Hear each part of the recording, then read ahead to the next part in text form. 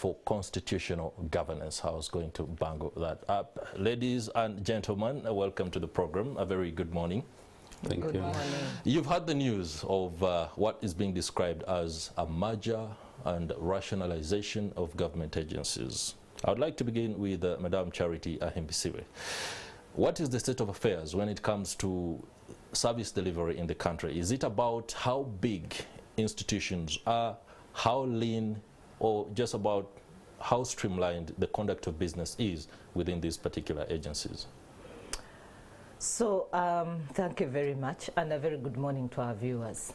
I think the first stage for me is, why did government in the first place come up with these corporations and enterprises and statutory agencies? There were particular reasons why each of them was created. Yeah. We have the ones for regulation, like UCC, and we have the ones for finance corporations, like Bank of Uganda, like UDB, Uganda Development Bank. And then we also have the development corporations. So each of them had a strata under which they fall. That's right. Have we ceased to need development? Have we ceased to need the need for regulating sectors? NEMA, for example, was also created to oversee the environment. But if you look at what government is saying, the overlapping of some of these institutions, I do agree. Like where we have civil society reporting to 7 or 8 regulators. We file returns with URA, but we also file returns with NGO Bureau. And then we file returns with URSB. Those are overlapping roles. Yeah. And then we have to report to KCCA while we do the same reporting to NGO Bureau. So there is duplication there. So what are we doing? Why do I need an MOU from KCCA, from the municipal? Like for me, it would be Makindye, or it would be, if you're in Ntinda, it's another municipality that you need the MOU from. Why do you need those MOUs from there when you've already reported to the NGO Bureau over what you're doing? So there is duplication of services in some of these, and for me, what would work best was to choose which one would be more parent and operate well with each sector. That's right. And keep the ones that are supposed to be for the functions that they are going to serve. But don't just scrape. URA was meant to develop roads. I mean Uganda National Roads Authority. UNRA, yeah. UNRA. But if you take it away, like is the proposal right now, what happens to the roads? Who maintains them? Who puts in who fills the potholes? Fine, you can say we have the Ministry of Works and Transport. Where it could work effectively as a department. Previously, we had Ministry of Works already. But government decided that no, we are going to put these enterprises in place to help us with effective service delivery. A strong government must effectively deliver services to its people. So are we saying that the ministries are now going to be more effective than the corporations? If so, fine. Can we look at what happened before and why were these corporations being created? And this is what the MPs said. The MPs said an audit, a thorough audit should be made about these corporations, and then we decide from that audit which one goes, which one stays. Nobody's objecting to the ones that are being merged, which are duplicating and overlapping each other. However, the ones that are fundamental to the human rights of people and individuals, like the Equal Opportunities Commission, one of the reasons it was created, and it is constitutional. There are some of these bodies that are constitutional. Yes, the Attorney General has been asked to go look at the Constitution and see how they amend the law to repeal some of these constitutional clauses. But it would be unfortunate for the human rights bodies, or bodies that are supposed to ensure freedoms and rights of citizens, to be deleted or merged or scrapped. Yeah. Like EOC has not, people would not see so much that it has done, but it's supposed to bring about what we call semblance in the parity, like the disparities that exist for the minority groups, and bring equality in different spaces. Okay. So let us look at every single entity, see the ones that are critical to our growth pattern. That's why I talked about each of them was created under a particular strata. And has a certain mandate. But the ones that overlap, like the ones I've talked about in NGO sector, where NGO has to report up to 7 organizations, those ones, they can merge, they can scrape. I wouldn't mind even them scraping the Electoral Commission. It's sad. That's one we shall ask Asara Birete to give us exactly whether the Electoral Commission should be there or not. But allow me go to the Honorable MP for Eastern Uganda Youth. You are in Parliament, and there is an ad hoc committee that is looking into the nature of some of the parastatals that ought either to be scrapped or maintained or simply rationalized into others. Tell us where we stand right now in terms of the numbers, which ones are being looked at and why, and how do we go forward in determining exactly which is going to be scrapped, and if it is, what happens to the people or the workers or the staff in there? Thank you. Let me pick up from where you brought it. The whole exercise actually came in 2019, the idea of merger. Between 2018 to date, several studies have been made, and the report was there presented to Parliament by the Cabinet. At Parliament, the Right Honourable Speaker guided very well.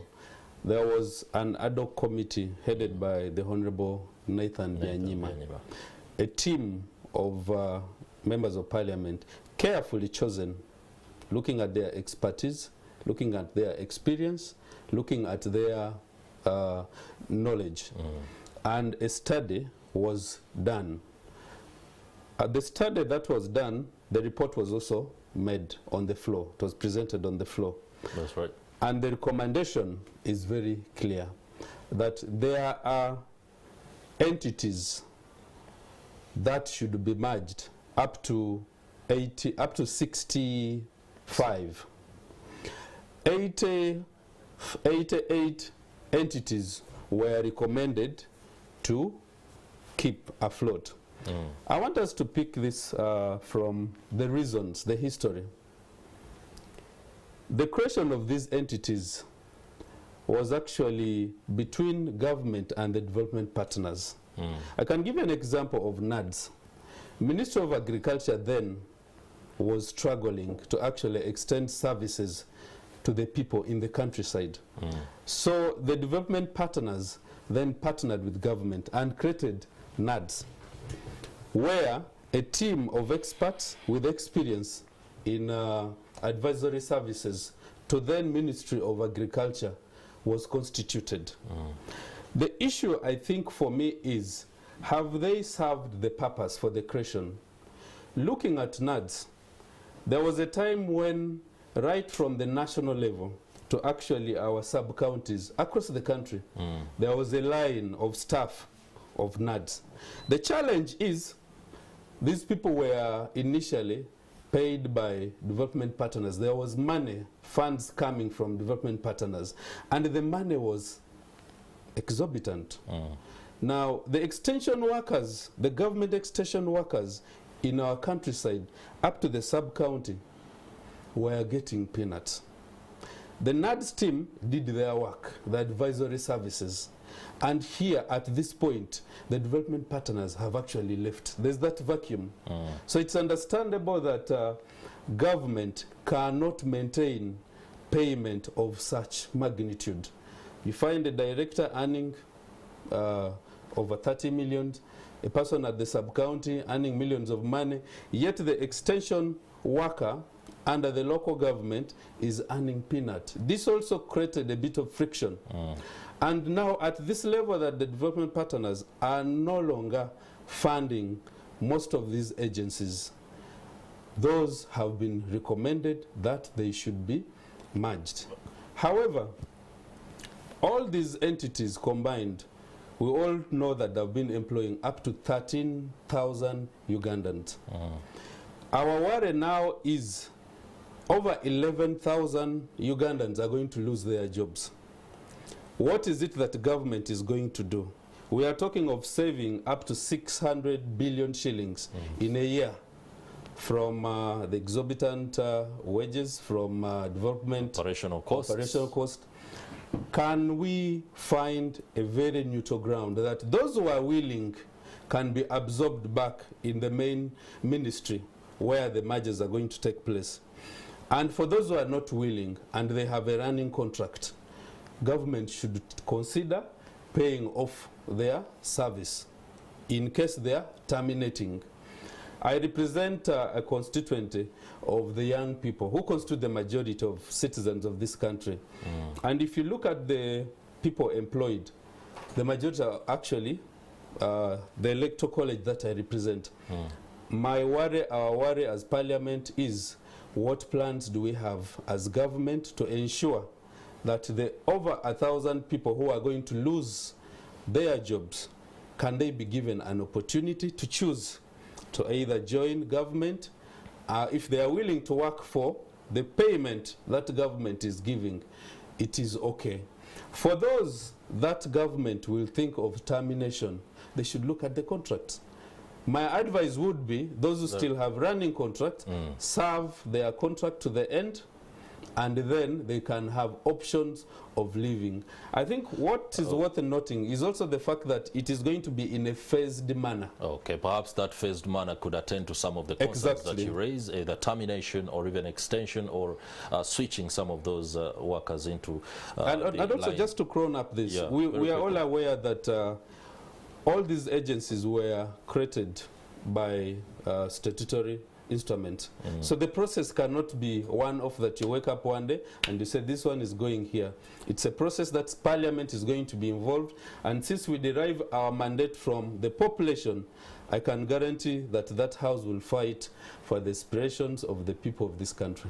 All right, thank you very much, Honorable Bernard Odo. You caused a little bit of a smack from the lady. Yes. You'll be telling us exactly why. Sarah Birete, from the Center of Constitutional Governance, you must be looking at this and wondering, the latest initiative from government to attempt to improve service delivery for the Ugandans could perhaps turn out to be a bangle? No, Chris, first of all, I support the merger of MDS. Yeah. One of the reasons is the bloated public administration budget that we are struggling with as a country. That's right. 18.1% of our budget goes into wages, and 35.6 goes into non-wages. All that is administration. So you have more than half of the budget going into administrative issues. When you look at our public debt, which is way above our commitments in the fiscal charter, in the Charter for Fiscal Responsibility, above the recommended threshold of 50%, international borrowing, we are now at 54%. And you look at our incomes. Recently, Bank of Uganda downgraded our growth rates as a country from 5.4 to 2.53. And you look at the poverty levels. And as the youth MP was battling to say he's saving jobs for his constituency, then I was like, okay. Most of those, I think 90% of those employees are my age mates. Yes. So what constituency is he talking about? 78% of youth in this country are battling unemployment. And the people in MDS are my age. They are not his constituency. More like mainstream civil servants. That's at the board level. No, I'm coming. It's not board level. I know the staff. Like if you go to UNRA, what youth are there? How many youth are there? Go to 18 to 30, how many youth are there? The challenge, you could be looking at people in offices. No, I'm asking. I asked a simple question. Give me one MDA and tell me the percentage of youth there. NIRA. How many youth? NIRA has youth, young people entering data entry clerks and the rest. That one has. All right, continue. Okay, but I'm coming. Yeah, so we do but understand majority exactly, of these employees are not just young people, so we cannot hinge this debate on young people. On young people. Young people are yearning for opportunity to work. They are unemployed. Out of 10 graduates, 1 has a chance at a job. So we cannot address this MDA question in line with unemployment. You look at salary disparities. MDAs are supervised by the aligned ministries, but the head of MDA earns like 5 times more than a permanent secretary. True. It creates supervisory issues. Yeah. Dilemma. So there is a governance dilemma with these structures. The background of most of these structures was that public service, by then the NRM, because most of these entities have really been created under NRM, like 80% of them. So there was an argument that traditional civil service does not understand the cadre aspect of NRM, and they are slow, they are UPC ideology, all those slogans that NRM came up with. So they thought the traditional public service was delaying them in terms of achieving the fundamental change. But after 36 years in power, nobody can claim that public service in Uganda is still UPC. I'm sure that 90% of public service today is NRM. So that argument also cannot arise that the political ideologies are not aligned or the thinking is different. So having said that, really with the country battling financial changes, URA has announced shortfalls. We are highly indebted. We have, why should you duplicate services? So I agree with the merger, 100%. All right. There has been a report of experts, Yes. which did an audit that Parliament wants to do. Maybe they can only do sample checking on whether that information is correct or not. I've seen the report. Okay. If you look at that report, they clearly mention the objectives of the MDA, the purpose, what it has achieved, and whether that function is unique and cannot be delivered by the ministry. That's right. For the questions of Equal Opportunities Commission and the Uganda Human Rights Commission, both constitutional agencies and very critical for the social justice of society. But there is a duplication. Really, if you are saying everybody must have an equal opportunity, that is a human right. If you are saying don't discriminate, that is a human right. So Equal Opportunities Commission should be a division under Human Rights Commission. That one, and so long as we maintain the purpose. If you say URA has become a department in the ministry, because one of the concerns about UNRA, for example, URA shouldn't be merged. UNRA, people were saying that over time, UNRA has become just a contract entity.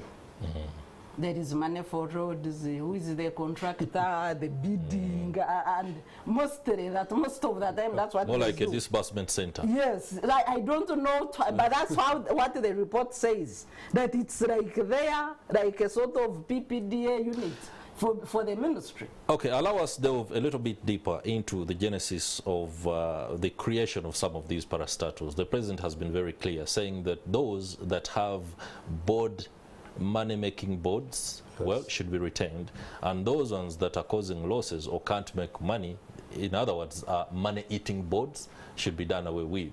Is that a very correct threshold to hold? Because there are some corporations, for example, that may not necessarily be profit-making, but are critical in service delivery. Take that one. Money-making boards. And I agree that every public entity at this rate should be making money for government. And I think for you to be effective, you need financing. That's right. So, but for me, the public entities is not the problem. Me, I think the government is missing it alone. Okay. Yes, we have a bloated public service system in Uganda. But how about we cut the MPs? For me, I've been telling this member of parliament here, we have 526 members of parliament. What are they doing in that house? And each of them earning from a taxpayer at a rate of 40 million almost. But if you put the allowances together with their salary, they go home with 40 million. Now get 40 million. Average is 21 million Uganda shillings, so to speak. With allowances, I'm telling you about fuel, flights. They have gone to sleep in the US, they're in the UK every night. They are paid how many billions? You know, no, I'm not saying I don't want you to travel. I'm saying you travel. But that is at a taxpayer's cost. You multiply that money that is spent on one MP times the 526, and that's what we're doing on a monthly basis. Then we go and create districts every time. The president was there to talk about these statutory entities and saying, we have reduced the statutory entities, now we're going to save 649 billion. Very good. But why create more districts? That we went to Busongora, now we have a district. Now we went to Gogonya, we have a person who is coming from Gogonya. Now we have a woman MP, we also have a full MP. What is that? So if you're looking at saving and you're looking at being effective, go for the big fish. Don't start here with only the small fish. Go for the big fish. In fact, for me, if they had started by saying we are reorganizing by starting with the political framework and how it is, even if you cut that house and keep it with their NRM 100 MPs, because now they don't want opposition MPs. So let's just keep. No, not now. We are saying we don't want opposition. Anybody who asks critical questions should be gotten rid of. Keep them NRM, 100 of them in the house. They decide, they stamp and say everything that is happening and should happen, and then you've saved a big chunk of money, add on to the money that you're saving from the enterprises. But you asked me a very good question. So, are there enterprises that don't make money but have a service they deliver? Yes. They are there. I just told you that we have finance corporations. We have regulatory corporations. We also have development corporations. That's right. Now, when you look at the regulators, they can't make money for you. No. But they are supposed to ensure law and order is enforced. They're supposed to ensure that the laws that are put in place to maintain that sector are working well. Now, if you take them away, fine, and you're going to make them a department within the ministry, how are you, what is it that failed in the first place for you to have created these regulators? For me, that's the question that I don't see answered, and I think maybe from Sarah's report, maybe that question is answered. If that question is answered, that for us, we are going to regulate, when we take back this body, for example, we take back NEMA, and I know that NEMA has a lot of overlapping roles with National Forest Authority. And those roles could easily be. And we have lost all our wetlands, we have lost all our forests. What is the value? While it exists. What is the value for these agencies? Yeah, for them, of course, I'm saying for some of them, you can't. They are just there to give away wetlands. That is the reason enough that they have failed in their purpose. And so they are not serving the aspiration of the citizens. And so they should be merged. Yeah, but we have, for example, you have UCC. Yes, some of them have failed to serve their purpose, and I agree. And I said from the beginning that I agree with the merging of some of these entities, and I gave you the example of NGO sector, because for me I find that very outrageous. Okay. But I know that there are some regulators who should actually stay. UCC was created to resolve issues around, and it's not to say that UCC... It's not listed by the for merge. It's not listed for merge. It's not listed. No, it's not listed for merge. But it's one of those that have also had a lot of outrageous things they have done, but the regulator. Of course, so political influence once in a while. Yes, so in terms of regulation, if you have those that are not listed, but they are there to regulate and to do what the law expects, then that is... Honorable Doi, I'll be coming to you very shortly, but allow me put this question to Sarah Birete. The genesis of divestiture that came in 1989 and that was brought about by what I think was structural adjustment program. We seem to be grappling with something the nation it does, you know, it does still exist. People are there to collect salaries. Yes. And if an audit is to be conducted right now, of course it would reveal so much, but again, conducting the audit itself would take a lot more money than the government can, of course, afford, or the taxpayer for that matter. Right now, isn't it don't we need a simple culture change in governance and taking away these structural ambiguities in terms of the roles and responsibilities of a certain individual and a certain agency for clarity of purpose? Because at the end of the day, if you have one person and you cannot actually define whether they are the CEO or managing director, and then somebody tells you, no, here we have, but I think this one is going to work as a director who is under, well, a consultant. There are so many things that are happening. What should we do right now? Is it a culture change that is needed?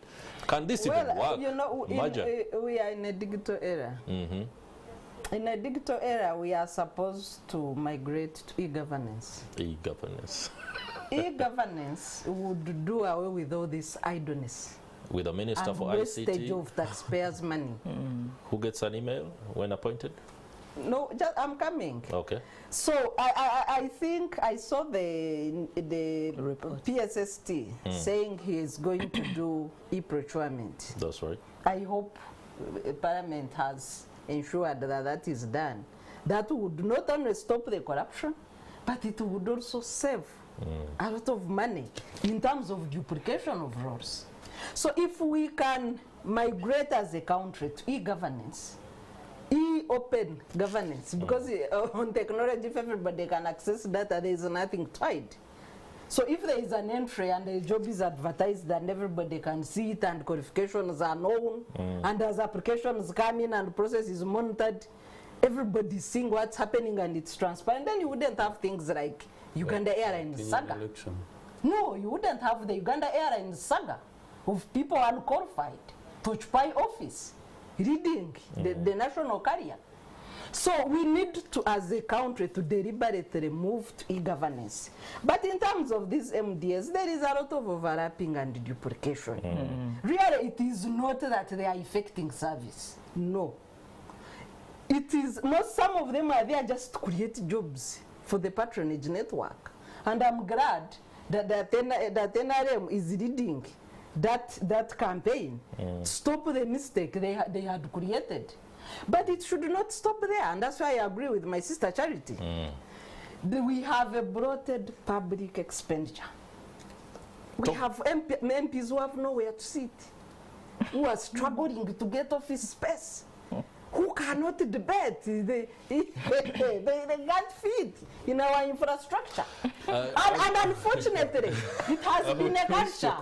It has been a culture for every parliament. For every parliament. Creating new constituencies. You seem to speak as though the parliament has the powers or even the ability to make some of these. They are lawmakers. But we've seen a trajectory of they have the being constitutional power, although they don't, the wrong way. They don't know it. Okay. So, Chris, if you got to cabinet, lawmakers. Article 113 is very clear. We have an MP here. Yes, of It course. doesn't matter. Yeah.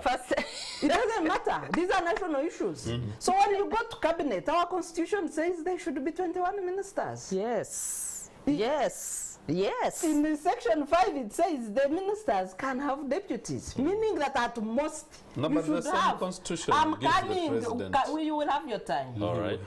So the constitution says you 21 should have ministers. Who should have 21 deputies? ministers who can Information is have, key. no, you Who will can? respond. Who can? Who, Not I know should. what you want to say and I'm coming to it. Who can have, it's not a must that you should have a deputy. Who may have deputies. So meaning that a total, what the framers of the constitution envisaged was a total of 46. 46. But I think we much, have 81 ministers. The constitution left a lacuna to say the president can increase the number of ministers upon approval by parliament. But when you Which have is a the supreme parliament, law.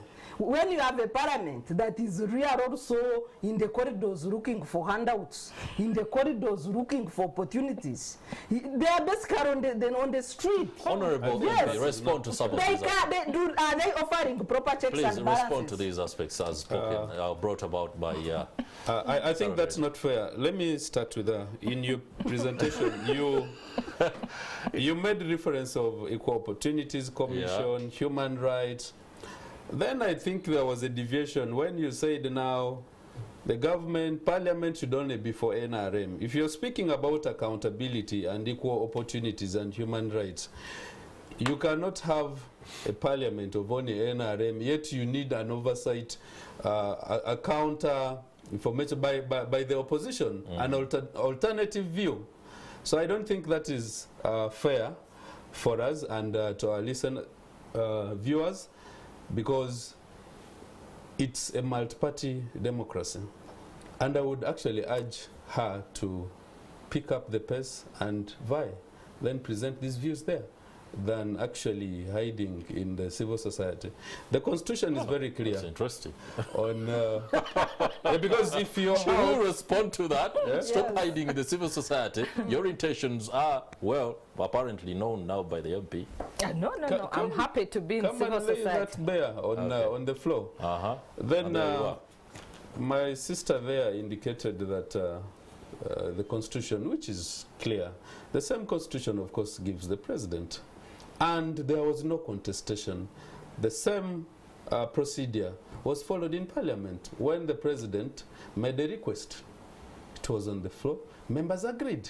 There was no contestation. That's what I've said. On the same. That And you so- have no capacity to refuse. No, but then it's a multi-party, it's freedom. Everyone in the House agreed to the same. but There was no contestation. Talking about recommendations You know of when the he ad hoc says it's committee. a multi-party Talking about the form. recommendation of the ad hoc committee, something I know you are privy to in Yes. terms of the information therein. Take us through the breadth of these recommendations, away from the fact that some of the mergers are either, well, come too late, so to speak. What exactly should we be looking at, or what do you think was covered well by Nathan Byanyima? The ad hoc committee headed by the Honorable Nathan Byanyima. Actually, before we even discuss that, I want to give you a reference to URA as an institution, which Uganda as a country is one of the first in sub-Saharan Africa to actually create an authority, URA, from the mainstream Ministry of Finance. The huge success story of URA has brought in so many people from other countries to benchmark on what is it that is special that URA has done within the years to become a reference point in the entire Africa. Now, the Nathan Byanyima Ad hoc Committee clearly interfaced with most of these institutions. There were teams of experts, members of parliament and the support staff, who interfaced with the team from these agencies. And the recommendation is actually clear that for those entities that are doing well, they should be left out. For those entities that are doing well, generating money, I can give an example of URSB. They are generating over 200 billions annually. They should be merged because their services can still be performed effectively even when it is merged. I want to give an example of an entity like NIRA. NIRA offers very unique service that is needed by even the local person who might not have the time, who might not have the ability to move from their village to the district to get the essential service of a national ID, which is their birthright. If we had NIRA, say, under the mainstream ministry, we are all aware of the bureaucracy that has been taking place. So some of these agencies, because of the good services, the essential services that they are rendering to the citizens, regardless of where they are, it is going to be in a phased manner, so that in the phased manner we ensure as a country that almost everyone has secured their birthright of a national ID, which is now a requirement across the world. All right, I love the emphasis on the commitment to ensure that some of the things actually turn out the way they are planned. Yesterday, or even today, reports indicate, for example, that the PDM has already run into a little bit of trouble. We do think or perhaps Because we don't have money. we don't have the money. Allow me come to Charity Ahembisiwe and help us understand the legal dilemmas that will come out of these mergers. There is a lot of work and contracts that are ongoing, signed by a whole plethora of stakeholders from the private sector, the donors and international agencies. If we merge and then by well, not even chance, we are sure it's going to happen, these contradictions come into play. How much money are we going to lose as taxpayers, for example? I can't quantify the amount of money that... Or rather, what is the mechanism in place to ensure that this doesn't happen the way it is feared? The first thing I heard government saying was that the Attorney General should study the law, because each of the public corporations has been established by law. Yeah. And if you are established by law, it means you're drawing your mandate from that law that has established you. For example, KCCA would be established by KCCA Act. Yeah. So you would have to look at that act to see where are you merging the functions of KCCA within the framework of government. That's right. So, and that's a lot of work. It's a lot of work. And because each of them, after the framework, the legal framework has been developed, regulations are developed to work along that framework, to operationalize the framework. Now, if you're going to scrap an entity, like he has told you, you will have to look at the two frameworks where you're bringing this in NIRA, for example, if you're taking it back to its parent organization, you get that Registration of Persons Act and reference it with the Mother Organizations Act and merge the two laws to come up with one. That's quite a bit of work for Parliament, and I think that's why the President said, let the Parliament go back and study this, but also the Attorney General on the other arm is studying it, because Parliament makes laws on behalf of the country and should manage, it only gives away part of its power to these other entities to merge. So it is going to be quite hectic, but the question of the contracts is going to be the big question. Allow me come to Sarah Greti. So it's going to be a very big one and a dilemma. I hope all aspects have been taken care of to ensure that doesn't happen. You've been in Kenya, and Kenya seems to be going through aspects of transformation, both on the political and the socio-economic front. The devolution exercise did a bit of streamlining here and there. Do you think Uganda might also need to step back a little and then do a thorough audit? No doubt it's going to be done, but one that goes beyond the usual, day-to-day inquiries as announced by government or whatever plans that come into play. Is it something we can also adopt? Improve governance, for example. We had gone on decentralization. But somewhere we started recentralizing, taking away the appointing functions for the cows and centralizing it under Ministry of Local Government. The budget function is controlled at the center.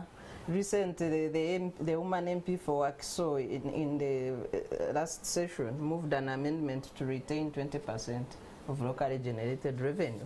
But otherwise, all the revenue had been taken to the center. So we started on decentralization, re-centralized it, and now the districts are non-functional. And that's why there is poverty. If you look at our data, 80% of our economic activity is controlled in Greater Kampala or Kisumu. So that's why you have increasing poverty in the countryside. And that's why there is little circulation of money, and that's why the mitigation of the PMA is coming in, although also now it has run into problems during registration for parish development model PDS. Then you had people soliciting for bribes all over the country. Then before they start, people are expecting 100 million, and the minister yesterday said, no, they don't have money. They will send it in bits.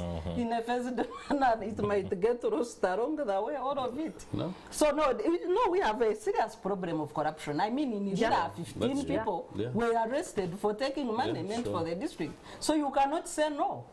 we need to admit that there is this problem. That's the and we have not built enough shock absorbers for it. So it's not a matter of coming here and saying, no, these are challenges we are battling with. Okay, final word. I will go to Honorable Bernard Odoi. The Speaker of Parliament, Anita Abong, has spoken of the need to conduct a cost-benefit analysis. When does this begin?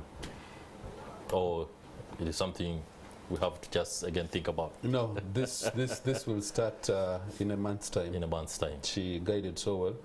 But as we conclude, I want to bring this out clearly, yes, that as Parliament that enacts the law that then created these agencies, we shall ensure that the same laws are repealed or amended, and such that the contract issues are not they don't become problems to the government in terms of litigation. Then government has lost cases, and then compensation comes in. All right, gentlemen and ladies, many thanks for the perspectives that you have given us on this particular issue. The conversation does, of course, continue on our social media platforms. Many thanks, Sarah Birete, the Executive Director for the Center for Constitutional Governance, as well as Charity Ahembisibe, Executive Director of the Electoral Laws Institute, and many thanks to you too for the last word. Bernard Odoi, MP for Youth Eastern Uganda. I'm Chris Higenyi. Morning at NTV does continue. We are going to be taking note of some aspects in business. Stay with us.